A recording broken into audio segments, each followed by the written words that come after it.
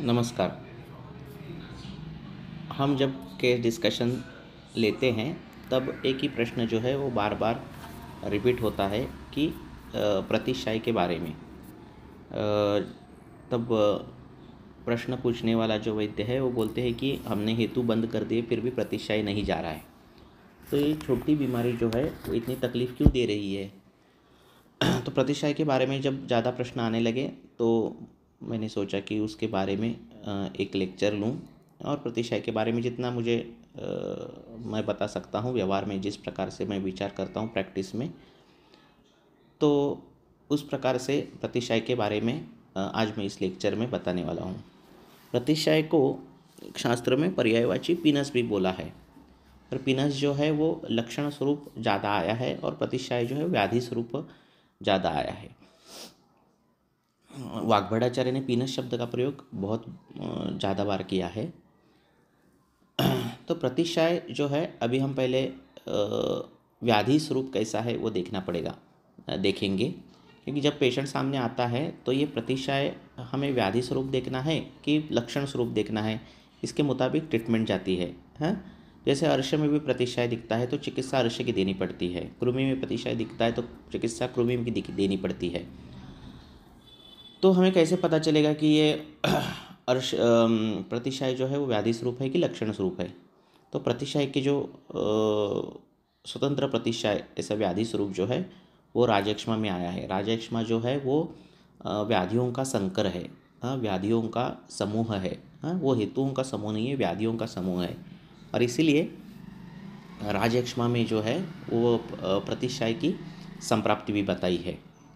तो प्रतिशय के जो हेतु है नासारोग विज्ञानीय में बताए गए, तो वो सभी हेतु पहले देखने, जैसे सुबह कोहरे में जाना, मॉर्निंग वॉक करना, ये मुख्य हेतु दिखता है प्रतिशय में। ऐसा हेतु हो तो वो पहले बंद होना चाहिए। धूल में जाना, नहीं तो केमिकल जिससे कोई भी गलत चीज़ जो है इनहेल हो रही है, उसका नस से हो रहा है गलत चीज़ का, हाँ, चाहे केमिकल की ये हो, वाप हो, नहीं तो ठंडी हवा हो, कोई भी एसी में बैठना हो, कोई भी, तो वो होना नहीं चाहिए। अति भाषण जो है वो वर्ज्य होना चाहिए। प्राध्यापक, शिक्षक, ये लोग हैं उनमें ये व्यवहार में दिखता है कि वो अति भाषण करते हैं। अति भाषण करने से और ये जो चीज़ें बताई हैं कि सुबह कोहरे में जाने से या फिर धूल में जाने से, ठंडी हवा लेने से, इसमें क्या होता है, शिरस्थ वायु जो है वो प्रकोपित हो जाता है। और ये प्रकोपित शिरस्थ वायु जो है वो कफ को, पित्त को, वहाँ के अपधातु को जो है नासिका मूल में जो है उससे वो क्या करता है, उनको लेकर जो है प्रतिशय निर्माण करता है। ऐसी संप्राप्ति जो है चरक में वर्णन की है।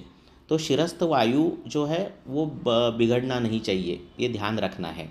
तो ऐसी जो भी चीज़ें हैं, जैसे ठंडी हवा नाक से लेना, हाँ, ऐसी जो भी चीज़ें हैं जिससे शिरस्थ वायु बढ़ेगा, वो चीज़ें हमें टालनी चाहिए। तो शिरस्थ वायु विकृत होने के लिए क्या है, तो विकृत विहार भी है। जैसे कई लोग जाड़ा तकिया लेते हैं या फिर तकिया ही नहीं लेते, ये भी कारण जो है वो प्रतिशय का बताया गया है। हाँ, बहुत नींद लेना, विधि जो है, सोने की जो विधि है, कब सोना, कितना सोना, हाँ, वो विधि अगर हमने छोड़ दी और कभी भी कैसे भी सोने वाले जो लोग रहते हैं, टाइम मिलेगा तो मैं सोता हूँ, ऐसे लोग जो रहते हैं उनमें भी प्रतिशय लक्षण दिखता है। तो ऐसे कुछ सोने के जो नियम नहीं फॉलो कर रहा, रात को जाग रहा है, दिन को सो रहा है, या फिर दिन में कभी भी सो रहा है, खाना खा के सो रहा है, ऐसी जो भी चीज़ें हैं, हाँ, तो वो जो है वो अवॉइड करने की, हाँ, जागरण जो है वो अवॉइड करना। दूसरा जो हेतु आता है वो अति अम्बुपान आता है। देखो, मैं इसका एक ब्रीफ बाद में लास्ट में बोलूँगा ही, लेक्चर के लास्ट में। तो पानी में जो भी बदलाव है, चाहे आज कुएं का पानी पी रहा है, कल बोर का पानी पिएगा, कल परसों अलग पानी पिएगा, ये भी बदलाव जो है इससे भी प्रतिशय आता है। या फिर प्रादेशिक पानी में बदलाव है, इससे भी प्रतिशय, आज अनुप्रदेश का पानी पिया, कल जांगम देश का पानी पिया, तो ये पानी के बदलाव भी प्रतिशय का कारण हो सकता है। पानी के जो नियम हैं वो नियम अगर फॉलो नहीं किए तो भी प्रतिशय हो सकता है। कभी कभार लोग सुबह गर्म पानी पीते हैं, फिर दोपहर को टाइम नहीं मिला तो दोपहर को ठंडा पानी पीते हैं, फिर रात को कुछ अलग ही पानी पीते। तो ये जो पानी के बदलाव है ये भी जो है प्रतिशय का कारण है। तो जो पानी आप पी रहे हो वही पानी पीना चाहिए। गर्म पानी आपने चालू कर दिया तो गर्म ही पानी चालू करना चाहिए। पानी का प्रमाण है जो वो है अल्प ही पानी सेवन करना चाहिए। हाँ, तो पानी के जो नियम है शास्त्र में वर्णित, अगर वो नियम हमने फॉलो नहीं किए, पेशेंट ने फॉलो नहीं किए, तो ये प्रतिशय का कारण होता है। तो अति अम्बुपान ये जो कारण है वो बंद होना चाहिए। हाँ, अति व्ययाय ये भी एक कारण होता है। अति स्त्री संग करना ये भी एक कारण हो सकता है, होता है। इससे वात प्रकोप होता है और वो वात प्रकोप शिरस्थ भी हो जाता है और उससे जो संप्राप्ति राजक्ष्मा में वर्णित की है उस प्रकार से जो है प्रतिशय होता है। छर्दी का वेग धारण करना, अश्रु का वेग धारण करना, पुरुष का वेग धारण करना और मूत्र का वेग धारण करना, ये वेग धारण करने पर प्रतिशय दिखता है। हाँ, तो ये वेगावरोध जन्य वात प्रकोप है और वही संप्राप्ति घटती है जो बताई है पहले ही। साक्षात नासा में कुछ अवरोध है, जैसे नासार्बुद है, नासारश बोलते हैं, तो ऐसा अगर है नासारश तो उसमें भी प्रतिशय दिखता है। देखो, प्रतिशय के वजह से भी नासारश होता है और नासारश के वजह से भी प्रतिशय होता है। तो उस प्रकार से उसको मांसपाचक देना और अर्श की जो अभ्यंतर चिकित्सा है उस प्रकार से मांस पर काम करके उसका चिकित्सा करके वो ठीक करना पड़ता है। ये स्वतंत्र प्रतिशय करके मैं बोल रहा हूँ ये कारण। दूसरा है क्रोध, शोक, ये ऐसी चीज़ें जो है वो भी शिरस्थ वायु को प्रकोप कर देती है। मर्म का शोभ निर्माण करती है। हाँ, बहुत शोक होना या फिर बहुत अश्रुपात होना, ये जो चीज़ें हैं ये भी शिरस्थ वायु का प्रकोप कर देती है और प्रतिशय जैसे लक्षण निर्माण कर, प्रतिशय जैसा व्याधि निर्माण कर देती है। तो उस प्रकार से अगर क्रोधित कोई पेशेंट है और उसको में कोई भी हेतु नहीं लग रहा है और क्रोध यही हेतु है तो वो हेतु प्रतिशय का है, ऐसे करके वो हेतु टालना चाहिए हमें। राजयक्ष्मा में प्रतिशय की संप्राप्ति आए हैं। राजयक्ष्मा जो है वो व्याधियों का राजा है। हाँ, सभी व्याधियाँ जो है वो उनका समुच्चय जो है वो राजयक्ष्मा में है। तो राजयक्ष्मा के जो कारण है वो भी प्रतिशय के कारण होते हैं। जैसे विरुद्धासन है ना, तो विरुद्धासन से भी प्रतिशय होता है। तो ऐसे कुछ दूध के साथ फल खाना या फिर जो विरुद्धान्न दिए है वो एक बार पेशेंट को पूछना जिसमें हेतु नहीं दिखते। तो इस प्रकार से कोई हेतु विरुद्धासन का हो रहा है तो वो वही हेतु जो है वो प्रतिशय का भी है, ये ध्यान में रखना। उस राजयक्ष्मा में कैसे दूसरा वेगावरोध भी है। तो पहले हमने बोला कि छर्दी, अश्रु, पुरुष और मूत्र, इनके वेगावरोध से प्रतिशय व्याधि स्वरूप में आ जाता है। साहस जो है वो भी प्रतिशय का कारण हो सकता है। कॉमन कारण एक प्रतिशय का होता है जो जनरल प्रैक्टिस में हम देखते हैं, वो ऋतु वैषम्य जो है कि ऋतु बदल गया और ऋतु संधि आ गई। तो ये ऋतु वैषम्य दिखता है। वसंत ऋतु में प्रतिशय के पेशेंट आपको दिखते हैं, चाहे पूर्व प्रकोप कफ का दिखता है। तो उस प्रकार से एक ऋतु अगर समाप्त हो रहा है तो दिनचर्या जो धीरे धीरे उसकी टालनी और बाद में अगले ऋतु की दिनचर्या फॉलो करनी। ये जो पादपांदवश क्रम है उससे उस प्रकार से करनी। और जो दोषाधिक लक्षण दिख रहे हैं उस प्रकार की चिकित्सा करनी। शीत स्नान करने वाले लोग रहते हैं, तो ठंडा पानी से नहाने वाले लोग, इनमें भी अगर उम्र ज़्यादा हो गई और ठंडे पानी से आप नहा रहे हो तो वात वृद्धि होती है और प्रतिशय का कारण है। अजीर्ण में भी प्रतिशय दिखता है तो ये परतंत्र दिखता है, पर अजीर्ण ये प्रतिशय का एक कारण हो सकता है और स्वतंत्र प्रतिशय जो है व्याधि स्वरूप में आ सकता है। तो इस प्रकार से जो लक्षण है,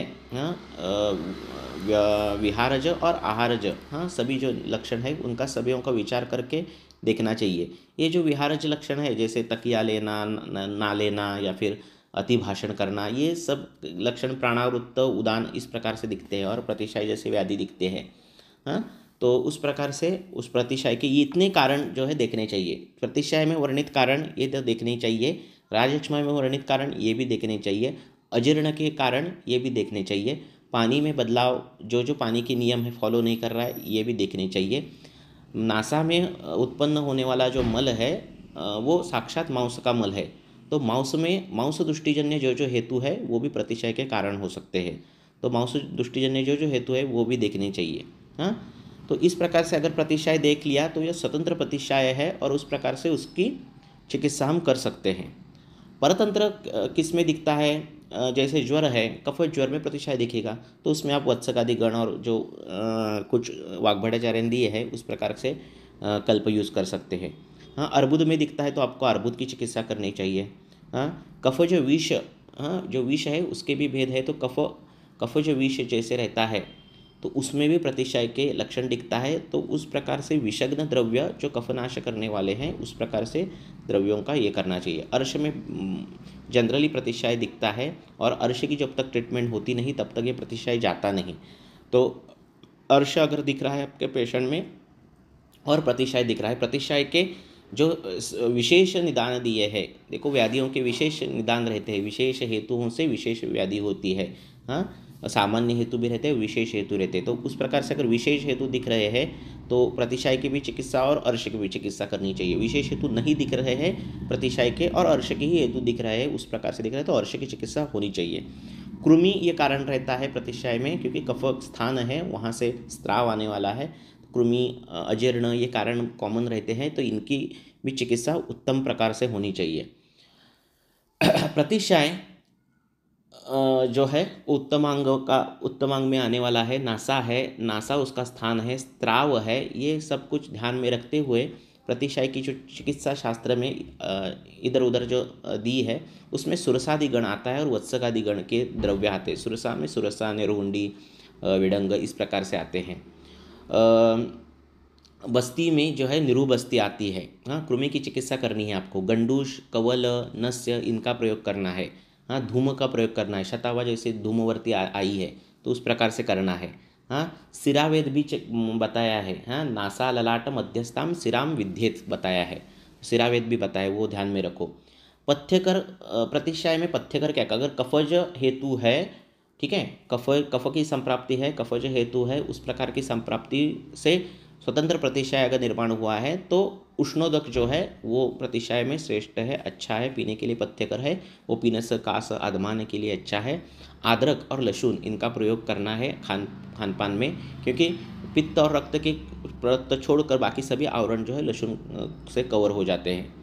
हाँ, तो ये सब ध्यान में रखना है, क्योंकि अगर ये प्रतिशाय ठीक नहीं हुआ और ऐसे ही चला रहा तो यही प्रतिशाय जो है नासाशोष या फिर शोथ जैसी संप्राप्तियाँ करता है, कभी कभार बाधिर्य तक संप्राप्ति जाती है। अरुणशिका जैसे व्याधि भी ये प्रतिशाय के कॉम्प्लिकेशन में बताए गए हैं। हाँ, दुष्ट प्रतिशाय होता है और बाद में ये सब कुछ चीज़ें होती है। अलग अलग शिरोरोग होते हैं, शिरशूल होते हैं, और चिकित्सा सब सीटी स्कैन होता है, MRI होता है, और हेडेक क्यों हो रहा है पता नहीं चलता, और प्रतिशाय यही उसका कारण रहता है, ये पता नहीं चलता। तो कभी कभार बहुत बार जो प्रतिशाय है वो निगलेक्ट नहीं करना, उसको सीरियस लेना चाहिए। इन शॉर्ट आपको प्रतिशाय में क्या क्या देखना है वो देखो। प्रतिशय के जो हेतु है शास्त्र में वर्णित वो तो देखने ही है ना। साक्षात नासा में हुई विकृति जैसे डीएनएस है या फिर नासार्बुद है ये देखना है।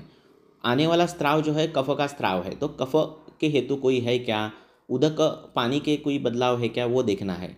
दूसरा शिरस्थ वायु किससे बढ़ रहा है ये देखना। हाँ, वाहन प्रवास करने वाले लोग रहते हैं, कान में ठंडी हवा रोज जाती है, नाक में ठंडा वायु जाता है, तो इस प्रकार से शिरस्थ कुछ वायु आहार विहार से बढ़ नहीं रहा ना ये देखना है। हाँ, उस प्रकार से हो तो शिरस्थ वायु का भी विचार करना चाहिए। नासा का विचार, कफ का विचार, शिरस्थ वायु का विचार, मांस का विचार। हाँ, मांस की जो विधि है उस प्रकार से मांस सेवन हो रहा है क्या, और उस प्रकार से अगर नहीं भी हो रहा है तो भी मांसाशन उस समय बंद करना चाहिए प्रतिशय में।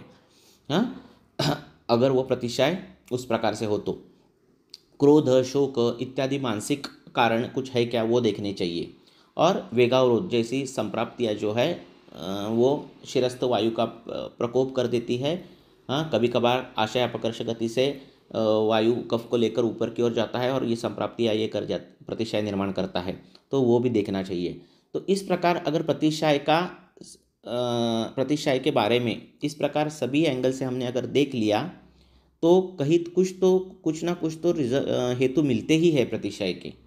ठीक है, कहीं ना कहीं तो वो पेशेंट है वो चोरी पकड़ी जाती है। हाँ, एक तो अजीर्ण तो रहता है और ये क्या होता है नज़रअंदाज होता है। हाँ, विरुद्धासन, अजीर्णासन, वेगावरोध, ठीक है, ये जो हेतुएँ हैं, क्रोध, ये हेतु जो क्या है नज़रअंदाज होते हैं। हम सिर्फ देखते हैं क्या ठंडा पानी पिया क्या उसने, आइसक्रीम खाया क्या, यही सिर्फ देखते हैं।